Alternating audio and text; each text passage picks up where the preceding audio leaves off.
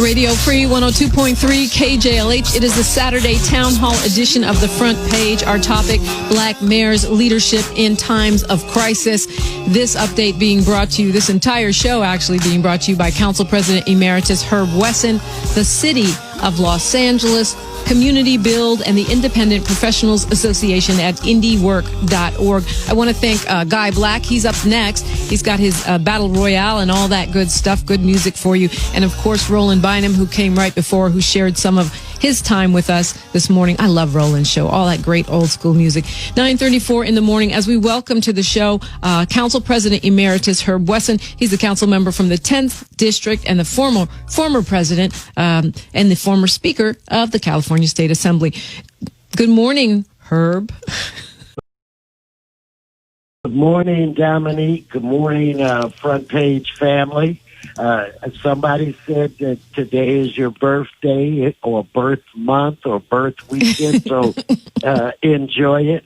I've got to say that today's show has been fascinating to have an opportunity to listen to mayors, black mayors throughout the country, you know, from New Orleans, our own James Butts, and listening to your brother. Please pass on to him that I graduated from high school in New Jersey. So after listening to him, I've had flashbacks of Bloomfield Avenue, running the streets as a kid. And to be on the show, in my opinion, with the greatest elected official that this country's ever seen, and that's in former Speaker, former Mayor Willie Brown, who, you know, has taken time out to try to guide me in the right direction. I know that's been very hard for him, but so I'm just honored to be here. But I want to say real quick, I read in a book somewhere that you never let a serious crisis go to waste,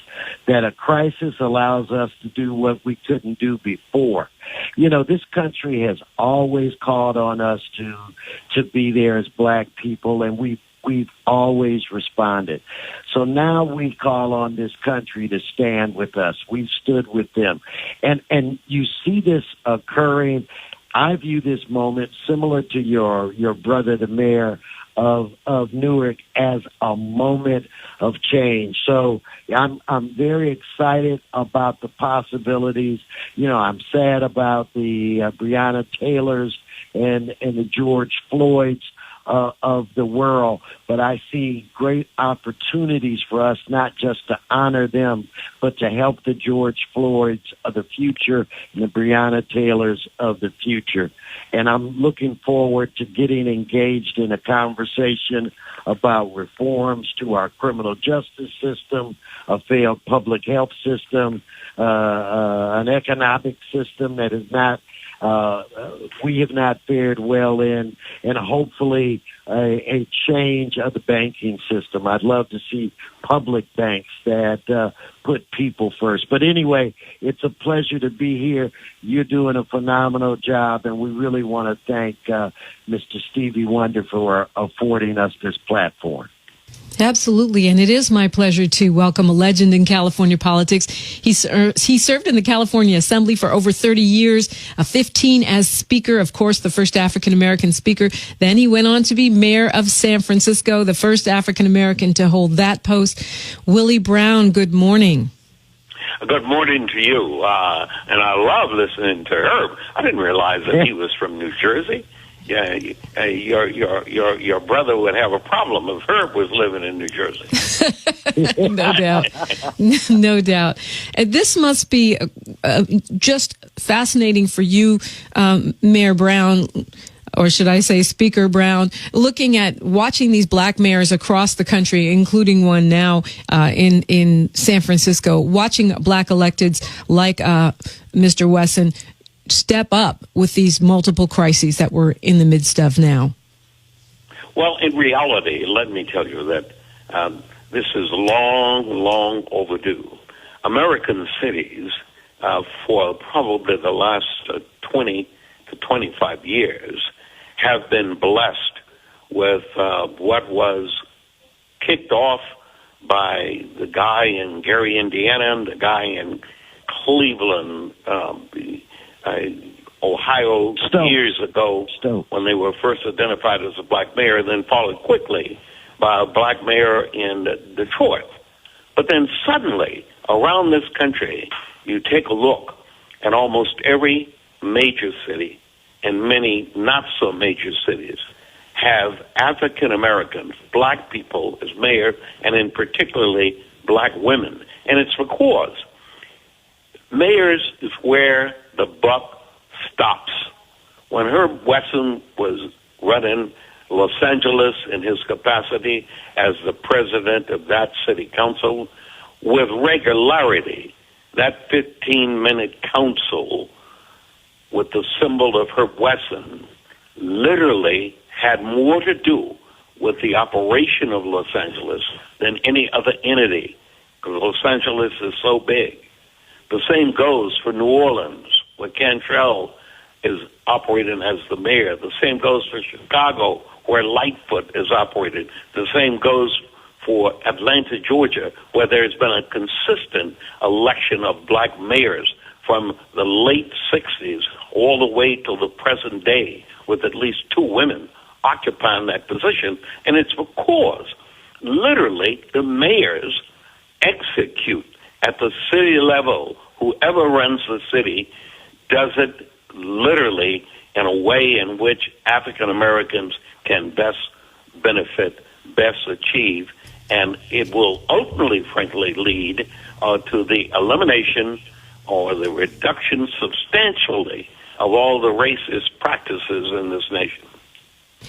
And of course, we have to start with police reform for both Herb Wesson and Willie Brown, because that is what is top of mind for everyone right now. People are in the streets, myself included, marching for an end to police violence, in particular racism. So the question of police reform, where do you start, and what is the role of our local leadership in making that move forward? Well, let me tell you on the question. We appear to have lost Mayor Brown. Well, hopefully we get him back, because he always mesmerized. He's one of the smartest, again, and most effective leaders I've ever seen. But I slightly disagree with you a little bit. This, I've seen several, civil unrest, riots, whatever you prefer to call them, but I've never seen an entire country protest.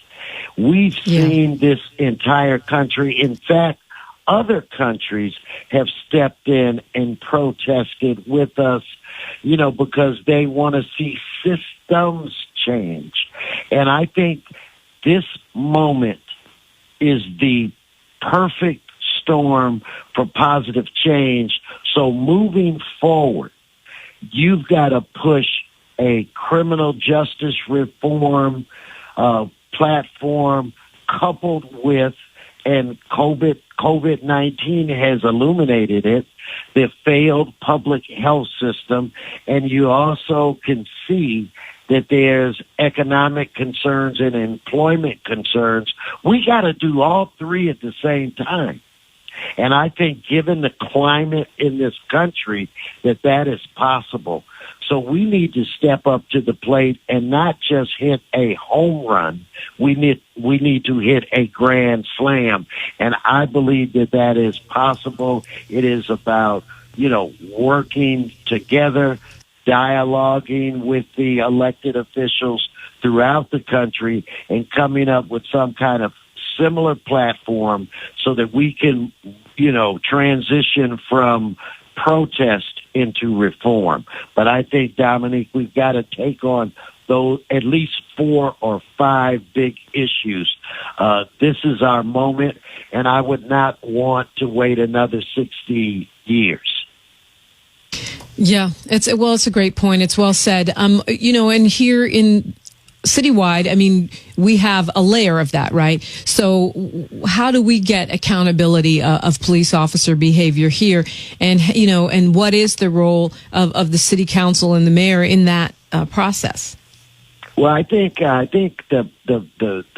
president, Barack Obama, indicated that it starts with the voices of the people, and then lawmakers have a responsibility to put in place laws and reforms, and then the people are back in play to make sure that after we've made these changes that the country adheres to it. So we all have recommendations and suggestions how to move forward, but the only way that that's going to work is if we incorporate the voices of the people. So at the City of LA, we will be ready to kickstart, various committees that would initiate the dialogue with the community so that they can give input, so that we can share with them our thoughts, and then you move forward from there. All right, let's speaking of incorporating the people, let's go to Fran calling us from Ladera. Fran, thank you for your patience. And Dominique, I would be remiss if I didn't say how grateful we are and how we appreciate both KJLH, especially you, and also Herb Wesson. I was listening to the pre-trial for the Aubrey people, the police officers, the people involved in the Aubrey case. And they had these experts on, and they said, Fran, I need the short version, please. Okay, they said that the hardest thing in the world is to get a conviction against the police officer. So my question is, they said because of the nature of the work and the laws that protected them. My question is, at what level do we need to go to have these laws changed where they can be convicted?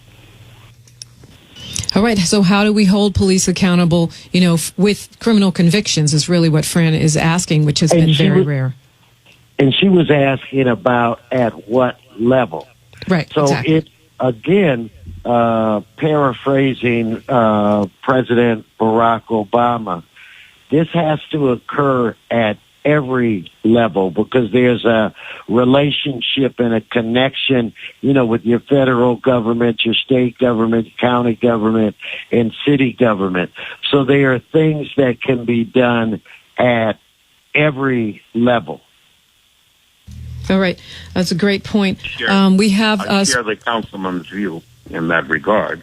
Let me tell you that at whatever level you're serving at as an elected official, and regardless of, what your title may be, the business of police in this nation goes all the way back to when for black folk, it was all the way back to when they used to have the slave hunters. Much of what goes on in the world of the police comes from the nature of how we authorized one human being to track down and control another human being. And so at every level that Mr. Wesson is talking about, we do need to address the issue. And there are some things we can start with. For an example, there should be an entire memory bank available for everybody who's talking about hiring somebody to be a policeman. You ought to be able to push the button, and contained in that memory bank would be any knowledge or any information about what you have done as a person who has previously had the title of policeman. Because what has occurred in this nation is you go from one jurisdiction to another and you continuously engage in the horrible conduct that results in things like George Floyd's death. If you had a clear indication that your propensity was to engage in that kind of conduct, you would never be allowed to touch a gun and you'd never be allowed to be a policeman. But that's just one thing. There are so many other similar kind of very simple things that can be done. For an example, it is clear that police personnel is selected by a police department.